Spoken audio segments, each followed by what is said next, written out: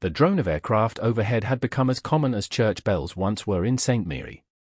Nurse Natalie Giraud gathered the edges of her coat closer as she hurried down the narrow cobblestone street. 3 years of German occupation had transformed her quaint village into a grim shadow of itself.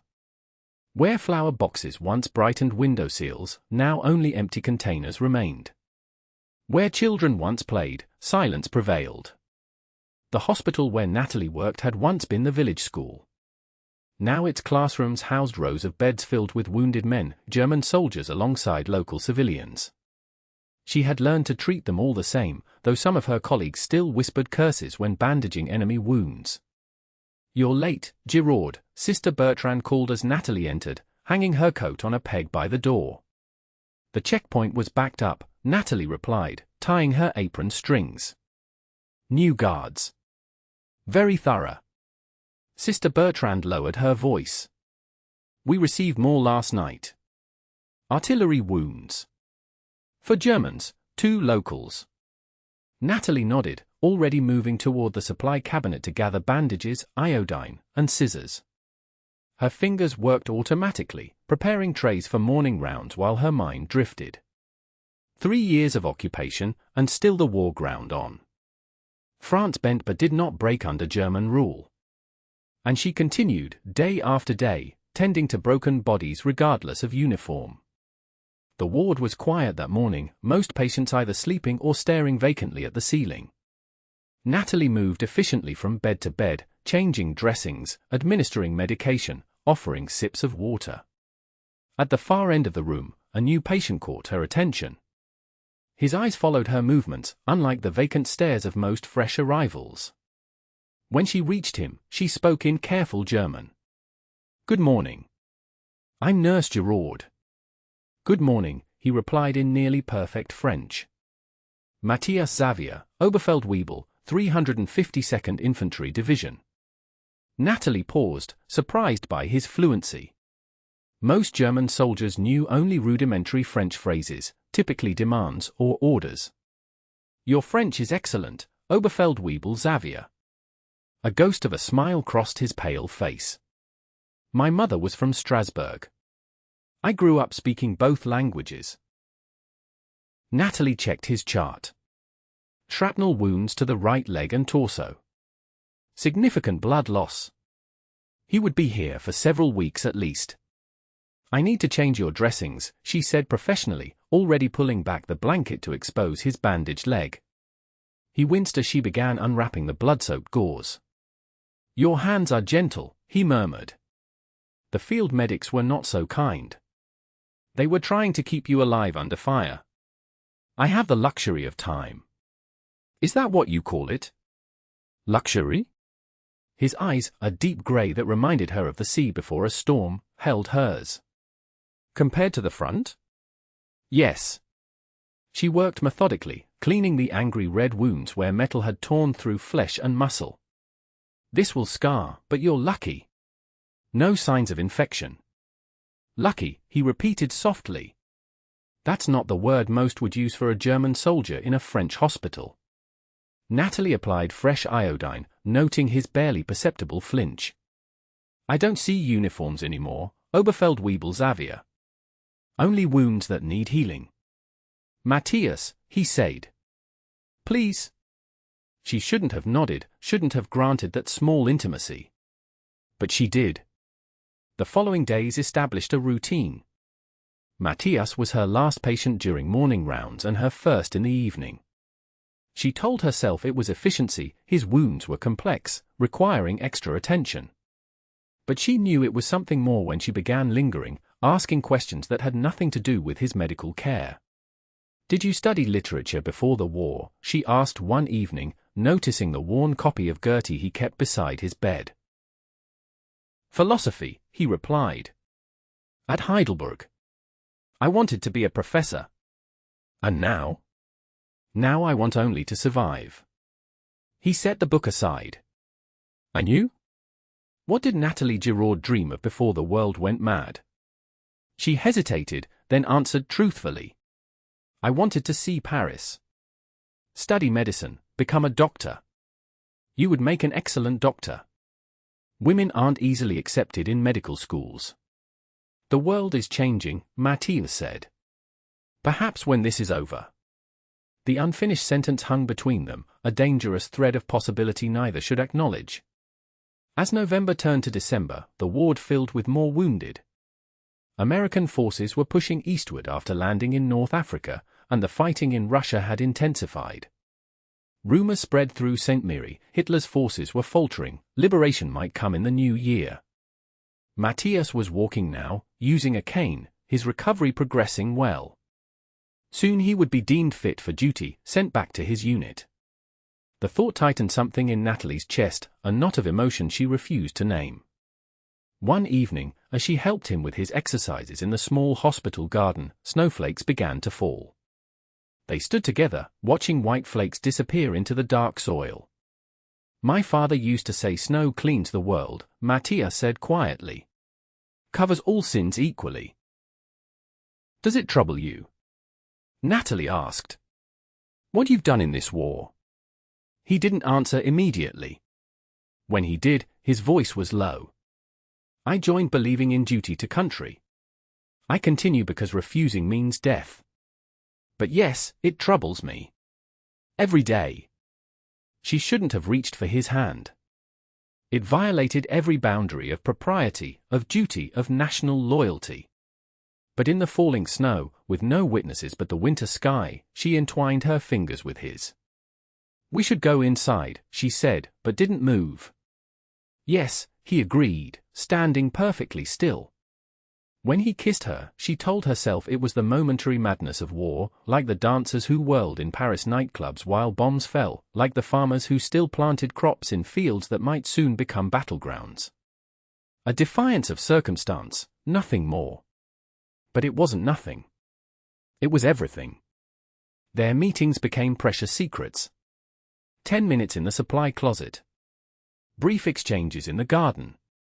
Once, daringly, a walk beyond the hospital grounds, Matthias in borrowed civilian clothes, leaning on his cane, Natalie explaining to curious neighbors that he was her cousin, recovering from an accident.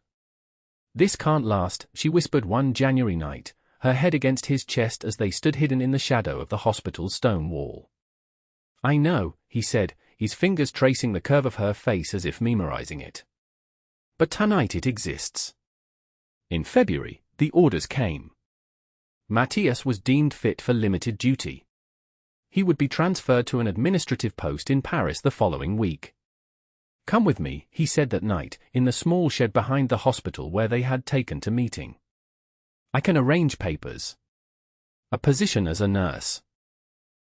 In occupied Paris? As what? A German officer's mistress. As my wife. The word struck her like a physical blow.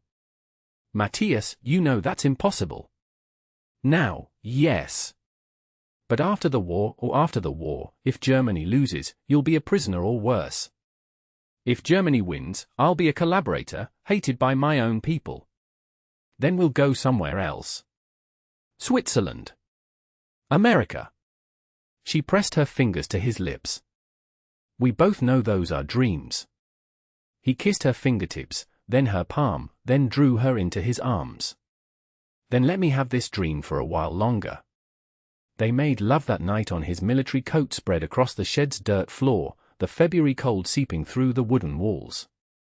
Natalie memorized every moment, the texture of his skin, the rhythm of his breathing, the way his eyes held hers as if she were the only real thing in a world gone mad. Afterward, as they dressed in silence, Matthias reached into his pocket. "I want you to have this." He pressed a small object into her palm. It was a silver compass, worn smooth from years of handling. "It was my grandfather's," he said. "He gave it to me before I left for the front. Said it would always point me home." "I can't take this. Please." His voice caught. "Wherever I go after this, whatever happens, I need to know you have it." She closed her fingers around the cold metal. "I'll keep it safe." The night before his transfer, they met one last time. They had agreed, no tears, no desperate promises. Only the truth. "I will think of you every day," he said, holding her face between his palms. "And are you?" she whispered. "Be safe, Matthias." "Find me," he said suddenly, urgently. "When this is over, if we both survive, find me." "How?" "My mother's family name is Lefevre. They have a vineyard outside Strasbourg. If I'm alive, I'll find a way there." She nodded, memorizing the name, though she knew the chances were impossibly slim. Lefevre. Strasbourg. Their last kiss tasted of salt and winter. Neither said goodbye. 2 days later, news reached the hospital that the transport carrying several recovered soldiers to Paris had been attacked by resistance fighters. 3 Germans had been killed, 2 wounded, 1 missing. Natalie continued her duties mechanically, not allowing herself to ask which category Matthias fell into. Better not to know, she told herself. Better to imagine him safe somewhere, living his life, than to confirm the worst. The war dragged on. In June 1944, Allied forces landed at Normandy. By August, Paris was liberated. St. Mary celebrated as American tanks rolled through its narrow streets, young women throwing flowers, old men weeping openly as La Marseillaise played from hastily erected loudspeakers. Natalie worked through it all. The hospital now treated wounded Allied soldiers alongside civilians. She was promoted to head nurse, respected for her tireless dedication and skill. If colleagues noticed she never joined the celebrations, never spoke of the occupation, they attributed it to the general trauma all had endured. At night, alone in her small apartment, she would sometimes hold Matthias's compass, watching the needle swing steadily north. On her rare days off, she visited the local library, searching newspapers for any mention of Strasbourg, of vineyards returning to production as the war front moved eastward. Victory in Europe was declared in May 1945. St. Mary erupted in celebrations that lasted 3 days. Natalie volunteered for extra shifts. "You should rest," Dr. Renaud told her. "The war is over, Natalie. We've all earned some peace." "There are still patients who need care," she replied simply. Months passed. France began rebuilding. Rationing eased slightly. Natalie received a letter offering her a scholarship to medical school in Paris, a program specifically for nurses who had served during the war. She accepted. In Paris, she found herself scanning every crowd, searching for a tall figure with storm-grey eyes. She knew it was foolish. Even if he had survived, he would be a prisoner of war, or perhaps fled to South America like other German officers. Or perhaps he had forgotten her entirely, returned to Germany, started a new life. Still, each night before sleep, she held the compass and whispered his name. 2 years into her medical studies, during a brief holiday break, Natalie took a train to Strasbourg. She told her classmates she wanted to see the famous cathedral, to experience Christmas in the Alsace region. None knew her true purpose. Strasbourg was beautiful despite the lingering scars of war. The cathedral stood majestic against the winter sky, its spire reaching toward heaven as it had for centuries. Natalie wandered the Christmas market, breathing in the scents of spiced wine and gingerbread, listening to the mixture of French and German that characterized the border region. Finding information about local vineyards proved difficult. Many had been destroyed during fighting or abandoned when their owners fled or were deported. Lefevre was a common enough name, but no one she asked seemed to know of a Lefevre vineyard. On her 3rd day, as snow began to fall, Natalie decided to visit the cathedral one last time before catching her train back to Paris. She stood in the vast nave, watching sunlight filter through the rose window, casting rainbow patterns across the stone floor. Around her, tourists and worshippers moved quietly, their voices hushed by centuries of accumulated prayers. "They say if you stand here at noon, the light forms a perfect cross." The voice came from behind her, speaking French with the slight German accent she had memorized in her heart. Natalie turned slowly, afraid that hope had conjured a ghost. But he was there. Thinner, with a new scar across his jaw and silver threading his dark hair. His eyes, those same storm-grey eyes, watched her with cautious wonder. "Matthias," she whispered. "Natalie." His voice broke on her name. They stood motionless, separated by 2 feet of cathedral floor and years of war and uncertainty. "I thought you were dead," she finally said. "The transport, I was wounded again. Taken prisoner when Paris was liberated." He gestured vaguely to his leg. "I spent 8 months in an American POW camp." "How did you find me?" A small smile touched his lips. "I didn't. I come here every day to pray. Have done since I was released." "You live in Strasbourg now?" He nodded. "My mother's brother took me in. The vineyard was destroyed, but we're replanting. Starting again." He hesitated. "And you? Are you visiting or studying?" "In Paris. Medicine." "You became a doctor?" His smile widened. "I knew you would." Around them, tourists continued to mill about, oblivious to the miracle unfolding in their midst. Natalie reached into her coat pocket and withdrew the compass. Its silver case caught the colored light from the windows. "It still points north," she said, holding it out to him. Matthias shook his head, gently closing her fingers back around it. "It brought you to me. That's all that matters." When he offered his arm, she took it without hesitation.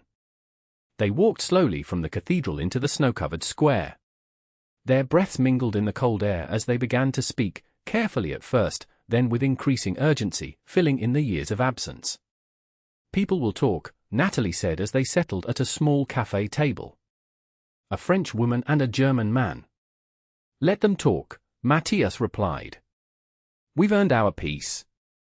Outside, snow continued to fall on Strasbourg, covering the scars of war just as Matthias's father had once described, equally, gently, without judgment. And beneath the table, their hands remained clasped, no longer separated by uniforms or borders or the chaos of a world at war. The compass in Natalie's pocket pointed steadily north, but she no longer needed its guidance. After years of uncertainty and loss, of duty and sacrifice, she had found her true direction. They both had. Their love, born in the broken spaces of war, would now have its chance to flourish in peace. Not without challenges, there would always be those who could not forgive, could not forget, but with the quiet strength that comes from having already endured the worst the world could offer and emerged, against all odds, still capable of hope. As evening fell, they walked together through the lamplit streets of Strasbourg, no longer a German soldier and a French nurse, but simply Matthias and Natalie, 2 people who had found each other across the impossible divide of war, and whose secret love had survived to see the peace.